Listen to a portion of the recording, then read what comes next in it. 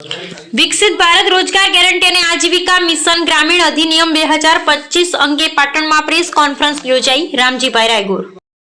આજનો આપણો આ પ્રેસ કોન્ફરન્સની અંદર આપણે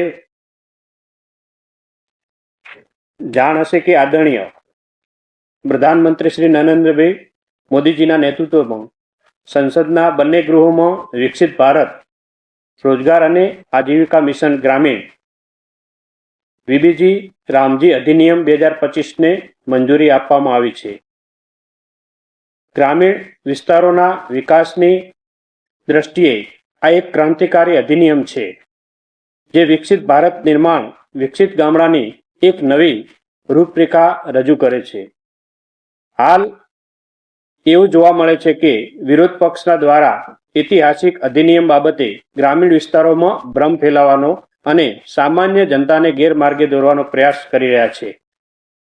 આવા સમયે આપણું કર્તવ્ય છે કે મજૂરો, ખેડૂતો અને ગ્રામીણ પરિવારોને જીવનને સુધારનાર આ અધિનિયમ સાચા તથ્યો, સાચી ભાવના અને સાચા હેતુને જનતા સુધી પહોંચાડીએ.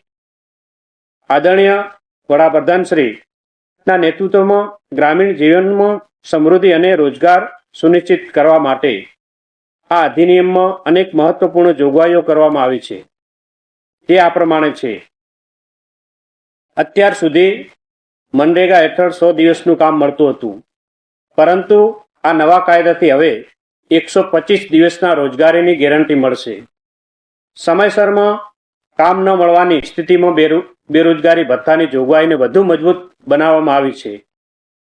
મજૂરી જો મોડેથી મળે તો વધારાની રકમ આપવાની પણ જોગવાઈ કરવામાં આવી છે. હાલમાં એવો ભ્રમ ફેલાવવામાં આવી રહ્યો છે કે યોજનાને કેન્દ્રથી બનાવવામાં આવશે, જ્યારે વાસ્તવિકતા એ છે કે ગ્રામ પંચાયત અને ગ્રામ સભા જ પોતાના ગામના વિકાસનો પ્લાન બનાવશે અને ગામમાં કયા કયા કામ થવા જોઈએ તે નક્કી કરશે. વધુમાં પરિવારોનું નોંધણીકરણ, રોજગાર ગેરંટી કાર્ડ આપવામાં, કામ માટે અરજીઓ મંગાવવામાં અને યોજનાઓ તૈયાર કરવી, આ બધી જવાબદારી ગ્રામ પંચાયતોની રહેશે. આ અધિનિયમ હેઠળ ઓછામાં ઓછા 50% કામો સીધા ગ્રામ પંચાયતો દ્વારા કરવામાં આવશે. તેથી સ્થાનિક લોકોને રોજગાર મળશે અને ગામની જરૂરિયાત મુજબ વિકાસ થશે. ગ્રામ સભા અને ગ્રામ પંચાયત પોતાના ગામના વિકાસનો પ્લાન તૈયાર કરશે. આ યોજના હેઠળ 4 પ્રકારના મુખ્ય કામ, જળ સંરક્ષણ, બાંધકામ નિર્ણય, આજીવિકા આધારિત કામો અને આપત્તિ વ્યવસ્થાપન સંબંધિત કામો કરવામાં આવશે. જે અંતર્ગત તળાવ બનાવવું, શાળા, હોસ્પિટલ, આંગણવાડી, રસ્તા, શેડ, ડ્રેનેજ અથવા જરૂરી માળખા સાથે સંકળાયેલા કામો પણ તેમાં સામેલ રહેશે. આ કાર્યોથી ગામમાં પાણી સુરક્ષિત રહે, મૂળભૂત ઢાંચો મજબૂત બને, રોજગાર અને આવકમાં વધારો થાય અને ગામ કુદરતી આપત્તિઓથી સુરક્ષિત રહેશે.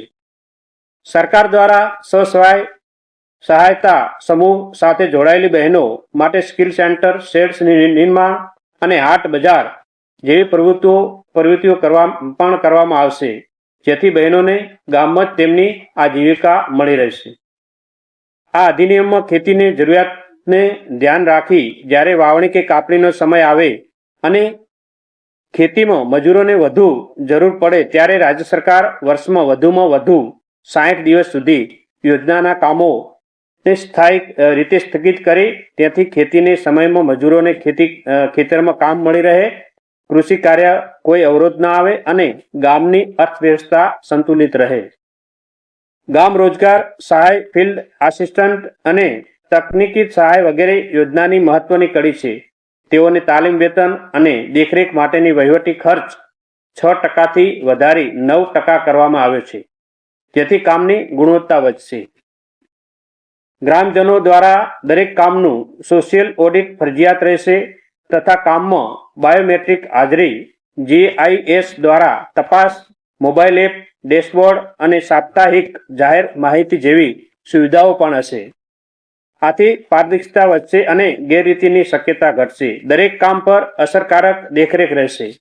આ અધિનિયમ આદરણીય વડાપ્રધાન શ્રી નરેન્દ્રભાઈ મોદીજીના વિકસિત ગામ અને ગ્રામ સ્વરાજ સંકલ્પને દરેક ગામ સુધી પહોંચાડવાનું એક મજબૂત માધ્યમ છે. તેથી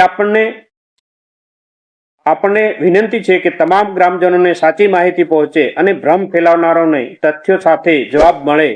મને પૂર્ણ વિશ્વાસ છે કે આપણા સહિયારા પ્રયત્નોથી આ કાયદો ગ્રામીણ વિસ્તારમાં અસરકારક રીતે સફળ થશે અને દરેક જરૂરતમંદ સુધી રોજગાર, સન્માન અને વિકાસ સુનિશ્ચિત થઈ શકશે.